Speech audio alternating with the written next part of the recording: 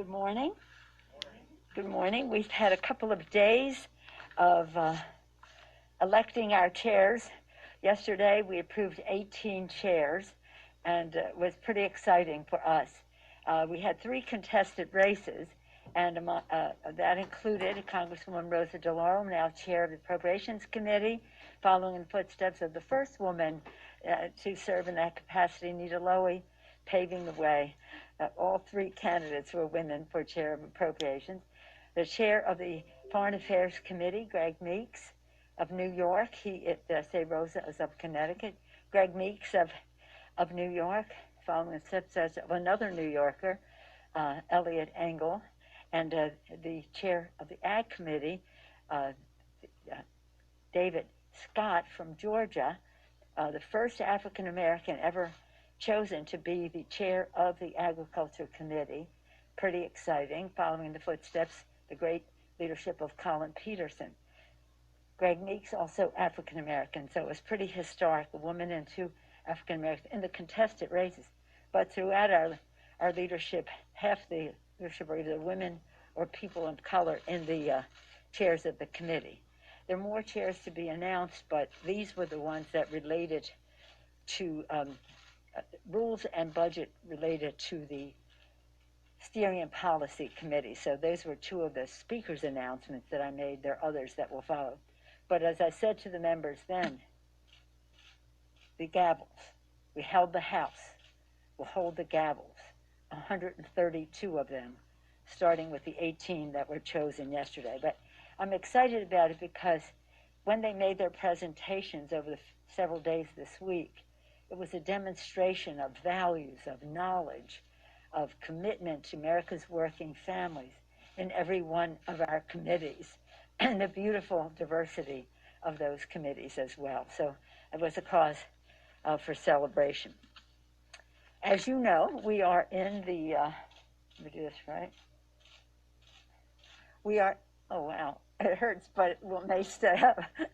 We are in the lame duck session. We have important work to do here. We've spent a good deal, first part of lame duck, on the National Defense Authorization legislation. I want to salute our chairman, Adam Smith, and Mr. Thornberry, the ranking member, for the great bipartisan legislation they put together. This is the national security, the oath we take to protect and defend our Constitution, our country. And I'm very, very proud of the work that went into it, and now will come to the floor next week.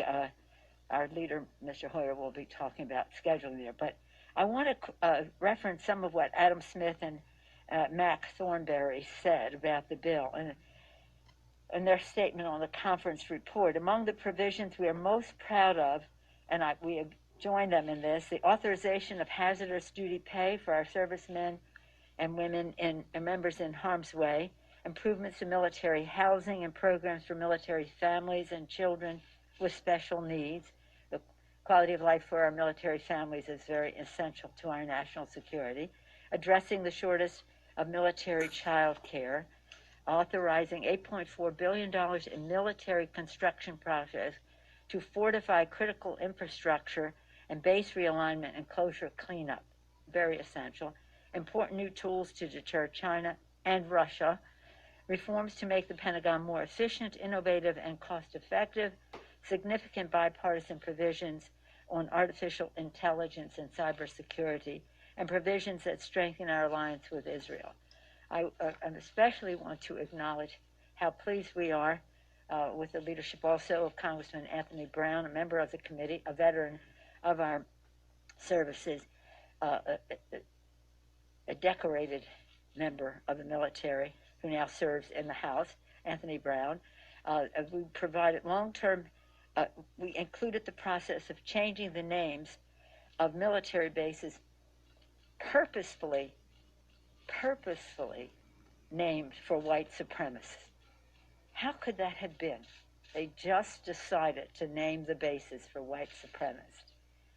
I'm so happy personally because I have 4 brothers who served in the Army, and they served in many of those bases around the country, and we would always just say, why is that now it isn't? But it also provides long overdue benefits to veterans who were impacted by Agent Orange. This was really important to many of us. This issue was long overdue when we passed it. Now it needed to be improved, and they do so in the bill. And again, get back to the basis, it reflects our highest ideals as Americans. We urge the President to sign the NDA, which has been passed on a bipartisan basis for 59 years. This will be 60. So again, this is very, shall we say, intensive in terms of the attention it requires. Our members were constantly working on it, and that's why I wanted to take the time to take the pride in this legislation. As you know, we are engaged in the talks on the omnibus bill. When I spoke to Leader McConnell yesterday, we talked about the possibility of putting a COVID package on the omnibus bill. But he and I, being appropriators, know that if you're going to do that, you have to have an omnibus bill. And so we have to work through the all of the provisions that are still unresolved there. We're making progress. Madam Chair Nita Lowey and Chair Richard Shelby on the Senate side have come to great agreement on the 302Bs. That's more appropriations talk, but and how they would proceed. They've made great progress. More needs to be done. And at the same time, simultaneous with that, we're working on the COVID package. And on Wednesday was our deadliest day. Every day that anyone dies is a complete tragedy for our country. 2,800 Americans lost. We believe that one of the saddest parts of it is the neglect that this administration has paid. Delay, denial, distortion, hoax. And now, finally, we have a new dynamic, a new president in a little more than a month committed to crushing the virus, a new dynamic, a vaccine, a successful vaccine, more than one successful vaccine, to make all the difference in the world. That is imminent. Till the inauguration and the emergence of the vaccine, which will be soon, but not for everyone, just because of the quantity needed and the money needed to go from vaccine, from the lab, to vaccination, to the arm. And that is going to require more than we're talking about now, but what Joe Biden has been talking about. We believe, Leader Schumer and I believe that the bipartisan framework unveiled by the senators in a bipartisan way, with the support of House members, Josh Gottheimer in the House from our side, on both sides of the aisle, could be a basis for real bicameral negotiations. It's not text yet, it's a framework, so as they work on the text, we hope it'll take us very close to something we can put into the omnibus, which is at the same time being worked. President-elect Biden has said that this package would be at best, just a start. And that's how we see it as well. It's less money, but over a shorter period of time, and we need to do it to save lives and livelihood, with the hope that much more help is on the way. This vaccine has had such high, 95% was the Pfizer vaccine and the Moderna vaccine give us great hope. But again, we have to have the resources to exercise our options that we have to buy the vaccine. I would hope that the president would immediately exercise call upon the Defense Production Act to produce the vaccine. That's what it is going to require to have the amount that we need. And then to have the logistics, the money there for the states and that further highlights the need for funding for state and local government. because we can pay for the vaccine, we can pay for its delivery, but its administration of it by healthcare professionals and others still needs to be funded as well. So that's good news from, but help is on the way from Joe Biden, who sees the need. We had some not so good news on the job front that further necessitates our taking action to crush the virus, to open up the economy, to open up our schools. But in order to do so, we must do so safely, science-based in our approach on all of it. You probably did see the jobs report this morning, which is indicative of further indicative of the need for us to have crush the virus so the economy can get going. So all of that is to come to this place to say there is momentum. There is momentum with the action that the senators and House members in a bipartisan way have taken with them. It could provide meaningful relief for millions who are suffering economically, personally, health-wise. And so I'm pleased that the tone of our conversations is one that is indicative of the decision to get the job done. With that, I'll take any questions you may have. Madam Speaker. Madam Speaker. Thank you so much. I heard what you said about momentum. Realistically, how soon do you and Leader McConnell need to cut a deal in order to have a package to vote on before the holidays? Well, we have the time to do it. It doesn't, and again, we want to have it on the omnibus. We have to have an omnibus, and we're hoping that that will accelerate the discussions on the omnibus. We are going to keep government open. You know, we're not going to have a continuing resolution, but we need to take the time to do that. And then, as I said, we saw a framework. They're putting, now they have to turn it into text. And then, so we'll take the time we need, and we must get it done. And we must get it done by before we leave. We cannot leave without it. Does that mean you have about a week to negotiate? No, it doesn't matter. We will take the time that we need.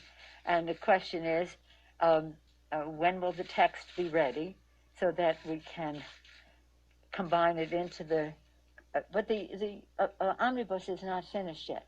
We have a number of what we call ash and trash. It's a lot of other issues that need to be resolved, and they're in the course of doing that. And I don't want to in any way undermine the great bipartisan negotiations that are going on between the Democrats and Republicans. Senator Shelby, as the chair of the Appropriations Committee in the Senate, Nita Lowey as the chair in the House, their staffs working together. So don't worry about a date. It will be in sufficient time for us to get it done. The sooner the better, but not at the expense of the initiatives that we need to address in the bills. Good morning, thank you. So just to be clear here, you said no continuing resolution. I don't want any. No. Right, I understand that, but if you are on the precipice of getting a coronavirus deal, and you can't, if you are on the precipice... We'll be on before that. Okay. But what shifted, in your opinion, when the Problem Solvers Caucus had a much larger bill a few months ago? You did not like that piece of legislation. What has shifted now when they're on board with this piece that's come out of the Senate? Perhaps you missed what I said earlier. Joe Biden committed to ending and crushing the virus and having a Build a Better America initiative, Build Back Better, a vaccine, answer to our prayers, an answer to our prayers of 95% effectiveness in terms of Pfizer and Moderna, and there may be others coming forward. That is a total game changer. A new president and a vaccine. So there's nothing to, these are different. What was then before was not more of this. This has simplicity. It's what we've had in our bills. It's for a shorter period of time, but that's okay now because we have a new president who recognizes that we need to depend on science to stop the virus, a president who understands that America's working families need to have money in their pockets in a way that takes them into the future without any of the contraptions of any of the other bills that the administration was associating itself with in before. We feel very excited about the prospect that there's a bipartisan bill, because I told members I'm not bringing any more bills that are not bipartisan. We wanted to show what needs to be done in the interest of negotiation. They're negotiating. It's a good product. It's not everything we want. Don't get me wrong. I don't want the Republicans to think that that this is a dream come true. It is not, but it is a path forward. Yeah. Not to accept half of a loaf months ago when you said I'm not going to accept half a loaf. Look, I'm going to tell you something. Now, don't characterize what we did before as a mistake, as a preface to your question, if you want an answer. That was not a mistake. It was a decision, and it has taken us to a place where we can do the right thing without other, shall we say, considerations in the legislation that we don't want. Now, that is it. Now, the fact is, I'm very proud of where we are. My chairs have worked very hard on all of this. They were not even happy with a proposal that we made the other day before we saw this proposal. They thought we had come back too small. So it's not about an individual, it's about how we address the needs of the American people.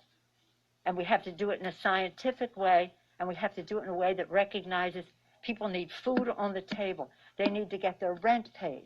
They need money in their pockets. They need their unemployment insurance to be there. They do not need a whole cacophony of other things that are on the agenda that have nothing to do with meeting their needs.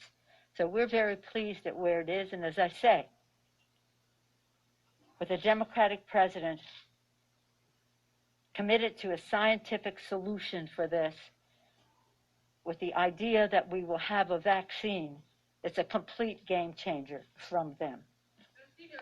Yes, the petition that... No, I was recognizing you. Oh, thank you. Joe Biden said that on his first day in office, he will use Title IX to give transgender students access to sports, bathrooms, and locker rooms in accordance with their gender identity in all federally funded schools. Does he have the power to unilaterally do this, and do you agree with this? Yes, and I think he does. Yes, ma'am. Speaker Pelosi, the petition that Rita Hart is going to file soon as far as her race is concerned over in Iowa, how is the House going to prevent a situation that was seen in 1985 between McCloskey and his Republican opponent? And would you encourage the loser of the New York 22 race to do the same thing if their recount ends in a very slim margin? The issue relating to Iowa is an issue for the House Administration Committee. It is my understanding that Rita Hart, an excellent candidate for Congress, will be asking the House to take this up. But that, for further information about the technicalities of that becomes, it's a House, not a political, but a House administration matter. House decides who it will seat. We don't have any idea. New York is a completely different situation. New York is a completely different situation. New York, there could be 1,500, 5,000 votes not counted yet. So that is going into the court. I think Monday is the day in the court. And that is what is, we'll see what happens in the court, and that may end up in the Congress. I don't know.